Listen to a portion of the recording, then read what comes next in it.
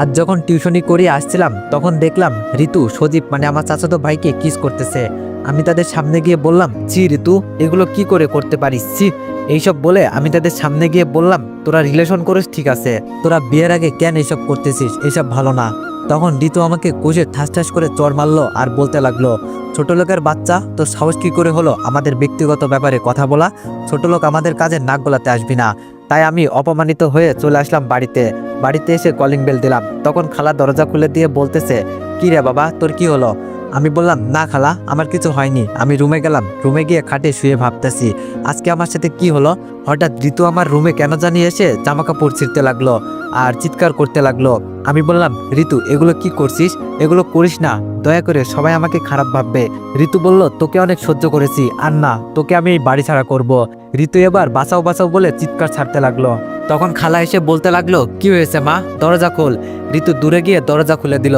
তখন তার মার পিছনে গিয়ে বলতে লাগলো, মা, এই জানোয়ারের বাচ্চা আমার সাথে খারাপ কিছু করতে চাইছিল, ভাগ্যিস তুমি এসেছো। ঋতুর কথা শুনে খালা আমার দুই গালে ঠাস ঠাস করে দুইটা চড় বসিয়ে দিল। আমি খালার পায়ে ধরে বলতে লাগলাম, খালা বিশ্বাস করো, আমি কিছু করিনি। ঋতু সব মিথ্যা বলতেছে, খালা বিশ্বাস করো। খালা বলল, চুপ, তোকে আমি নিজের ছেলের মতো করে দেখি, আর তুই, ছি, তুই আমার মেয়ের সাথে এই কাজ করলি, বেরিয়ে যা আমার বাসা থেকে। তারপর আমি আর কিছু না বলে মাথা নিচু করে আমার প্রয়োজনীয় জিনিসপত্র নিয়ে বাড়ি থেকে বাইরে আসার আগে খালাকে উদ্দেশ্য করে বললাম, খালা, আমি কিছু করিনি, তুমি এটা একদিন ঠিকই বুঝতে পারবে, তবে সেদিন আমি থাকবো না। তারপর ঋতুকে বললাম, তোকে আমি নিজের বোনের চোখে দেখতাম, তুই যে কাজ করলি তাতে তোকে আমি কখনোই ক্ষমা করব না। তারপর আমি এইসব বলে বাড়ি থেকে বেরিয়ে আসলাম আর ভাবতে লাগলাম, কোথায় যাব, এখন আমার তো কেউ নেই। ও, কিছু বুঝতেছেন না তো? তাহলে চলুন আগে কি হয়েছে আপনাদের বলি। তার আগে আমার পরিচয় দিই, আমি অনিক আহমেদ। আমি ইন্টার দ্বিতীয় বর্ষে পড়ি। আমার বাবা মা অনেক আগেই মারা গেছে। যখন আমি ছোট ছিলাম তখন একটা সড়ক দুর্ঘটনায় আমি খালার বাসায় ছিলাম। আমি বেড়াতে যাচ্ছিলাম আর মা বাবা আমাকে বেড়াতে খালার বাসায় দিয়ে আসার সময় এই দুর্ঘটনা হয়, তাই বেঁচে গেছি। আমার খালার নাম রুমান আক্তার, একটা মেয়ে আছে নাম ঋতু, সে আমার ছোট 2 বছরের। খালু বিদেশে থাকে, খালুর নাম তারেক মিয়া। আমার চাচা চাচি আছে, তবে তারা আমাকে বের করে দিয়েছে আমার বাবার সম্পত্তি দখল করে। আমার খালু কিছু বলতে পারেনি, কারণ আমার চাচা একজন এমপি, নাম মতিউর রহমান। চাচার একটা ছেলে আছে, তার নাম সজীব, আর চাচির নাম রাহেলা বেগম। যাক, এখন গল্পে আসা যাক।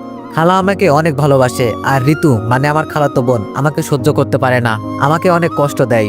বাসা থেকে বের হয়ে পথে আনমনে হাঁটতেছি আর ভাবতেছি, তখন মনে মনে ভাবলাম কলেজের পাশে একটা ম্যাচে উঠবো, কারণ ওই দিন একটা বাসার নিচে দেখেছিলাম বাসা ভাড়ার সাইনবোর্ড। ম্যাচের ভাড়ার কোনো চিন্তা নেই, কারণ আমি 3টা টিউশনি পড়াই, যেই ভাবা সেই কাজ। ম্যাচে উঠে কিছুক্ষণ রুমটা সাজাতে সাজাতে দুপুর হয়ে গেল, তাই নিচের দোকান থেকে কিছু খাবার নিয়ে আসলাম। ও বলে দিই, কাল মাস শেষ হয়েছে, টিউশনির বেতন পেলাম, তাই আর কোনো টাকা নিয়ে চিন্তা হয়নি।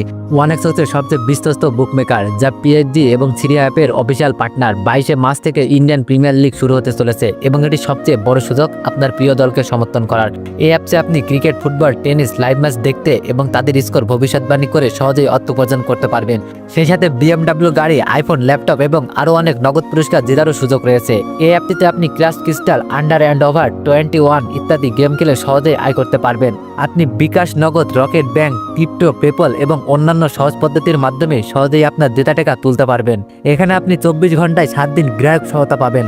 তাই এখনই পিন কমেন্টের লিঙ্ক ব্যবহার করে রেজিস্ট্রেশন করুন, অথবা গুগলে ওয়ানেক্স সার্চ লিখে রেজিস্ট্রেশন করুন। আর হ্যাঁ, রেজিস্ট্রেশনের সময় আমার প্রোমো কোড VODO7 ব্যবহার করে প্রথমবার ডিপোজিটে 20,000 টাকা পর্যন্ত পান।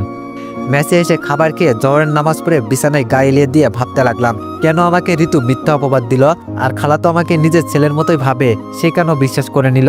নিবেই বা না কেন? তার নিজের মেয়ের কথা তো আর কেউ অবিশ্বাস করবে না। আর বলতেছি, হায় রে দুনিয়া, আজ আমার কেউ নাই বলে, আমি এতিম বলে। আজ যদি আমার বাবা মা বেঁচে থাকতো, তাইলে হয়তো খালা তার মেয়ের সাথে আমার বিয়েটা দিতে চাইতো। এইসব ভাবতে ভাবতে ঘুমিয়ে গেলাম। সন্ধ্যায় ঘুম থেকে উঠে কিছুক্ষণ ছাদে হাঁটাহাঁটি করলাম। ও, আপনারা ভাবতে পারেন আজ টিউশনিতে যাই নাই কেন? আজ শুক্রবার ছিল, তাই টিউশনি করাতে যাইনি। সন্ধ্যায় মাগরিবের নামাজ পড়ে এসে কিছুক্ষণ পরে নিচের দোকান থেকে কিছু খেয়ে ঘুমিয়ে গেলাম। পরের দিন ভোরে আজান শুনে উঠে নামাজ পড়তে গেলাম বাড়ির পাশে মসজিদে। নামাজ পড়ে বেশ কিছুক্ষণ হাঁটাহাঁটি করলাম। ফজরে নামাজ পড়ে সকালে ঠান্ডা আবহাওয়ায় হাঁটাহাঁটি করলে মনে দুঃখ কষ্ট চলে যায়। তারপর দোকান থেকে কিছু খেয়ে 7টায় একটা টিউশনি করাতে গেলাম, সেখান থেকে এসে কলেজে গেলাম। কলেজে গেলাম, সেইখানে গিয়ে দেখি আমার বন্ধু আবির এখনো আসেনি।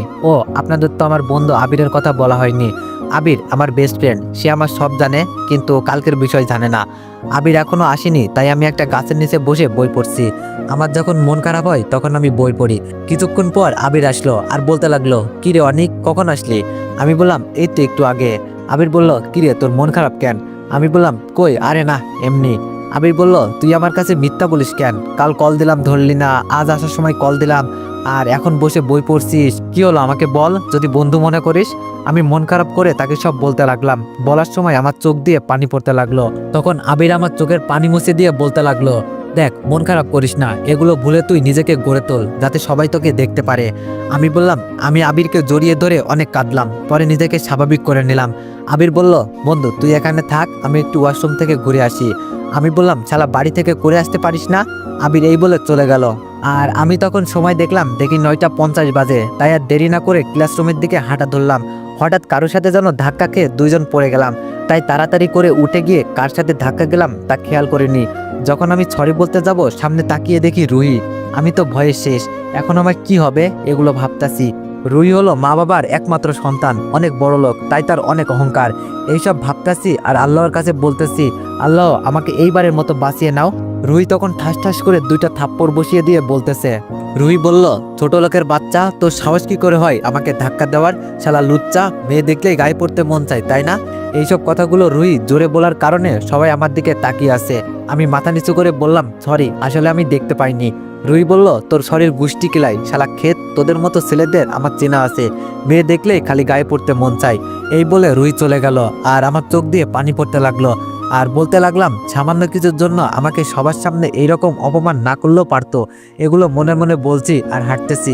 তাই তাড়াতাড়ি চোখের পানি মুছে ক্লাসরুমে গেলাম। ক্লাসরুমে গিয়ে সোজা আবিরের পাশে বসলাম। অন্যদিকে রিমি, রুহির বান্ধবী, বলতে লাগলো, রুহি তুই ছেলেটাকে শুধু শুধু কথা শুনাইলি, তার কোনো দোষ ছিল না রে। রুহি বলল, তুই চুপ করবি, তোর কেন ওই ছোট লোকের প্রতি দরদ হইতাছে? রিমি বলল, এখানে দরদের কি আছে? দেখ তুই যেমন মানুষ, সেও একজন মানুষ, শুধু ব্যবধান হলো তুই কোটিপতির মেয়ে আর ছেলেটা গরিব। তাছাড়া দেখ ছেলেটার কত মায়া লাগে। রুহি বলল, দেখ আমাকে জ্ঞান দিতে আসিস না, ছেলেটাকে আমার একদম সহ্য হয় না, কারণ সে গরিব। আর বললি না ছেলেটাকে কত মায়া লাগে, তাহলে তুই গিয়ে প্রেম কর। রিমি বলল, তোকে বোঝাতে আর পারবো না, তো যা ইচ্ছা তাই কর। অন্যদিকে আবির বলল, কিরে তোকে আবার ওই অহংকারী মেয়ে অপমান করলো, তুই যদি ইশারা করে না বলতি তাহলে ওরা আর্ধেক কি করতাম। আমি বললাম, ছাড় না ভাই, ওরা বড় লোক, ওরা দাতা করতে পারে, এখন বাদ দে, স্যার আসছে ক্লাস কর। একে একে সব ক্লাস করে বাইর হয়ে আমি আর আবির ক্যান্টিনে গিয়ে খেতে বসলাম। খাওয়া শেষ। আবির বলল, বন্ধু তুই বাইরে গিয়ে দাঁড়া, আমার একটা কল আসছে, কথা বলে বিল দিয়ে আসছি বলে চলে গেল। আমি বললাম, আচ্ছা ঠিক আছে বলে বাইর হয়ে কিছুক্ষণ মাথা নিচু করে হাঁটার পরে যেই না গাছতলার কাছে যাব, তখন কে যেন ল্যাং মেরে দিল। আমি তাল সামলাতে না পেরে নিচে পড়ে গেলাম। সবাই হাসাহাসি করতে লাগলো। আমি লজ্জায় মাথা নিচু করে আছি। খেয়াল করলাম যে ল্যাং মারলো সে আর কেউ নয়, রুহি। তখন আমি কিছু বলতে যাব, তার আগেই রুহি বলতে লাগলো, এই ছোট লোকের বাচ্চা, তোর সাহস কি করে হয় আমার শরীর টাচ করার? এই বলে কষে থাপ্পড় মারলো। তুই জানিস এই জামাটার দাম কত? এই জামাটার টাকা দিয়ে তোর সারা বছর চলে যাবে। ছোট লোক, তোর জন্য আমার জামা নষ্ট হয়ে গেল। আমি বললাম, আপনি না আমাকে ল্যাং মেরে ফেলে দিলেন, তা আমাকে কেন কথা শোনাচ্ছেন? রুহি বলল, তোর এত বড় সাহস আমার মুখে মুখে কথা বলিস? এই বলে রুহি আমার 2 গালে চড় বসিয়ে দিল। আমি আর কিছু বলতে পারছি না, তাই আমি অপমানিত হয়ে সেইখান থেকে চলে আসলাম। আবিরের জন্য আর দাঁড়ালাম না, আসার সময় মোবাইল বন্ধ করে দিই। অন্যদিকে আবির ফোনে কথা বলতে বিল দিতে দেরির কারণে আমারে যে রুহি অপমান করলো তা বুঝতে পারিনি। সে যখন বাইরে আসলো তখন সবাই আমার নামে এইটা সেটা শুনে, তাই সে তাদের কাছে গিয়ে বলে, ভাই কি হয়েছে?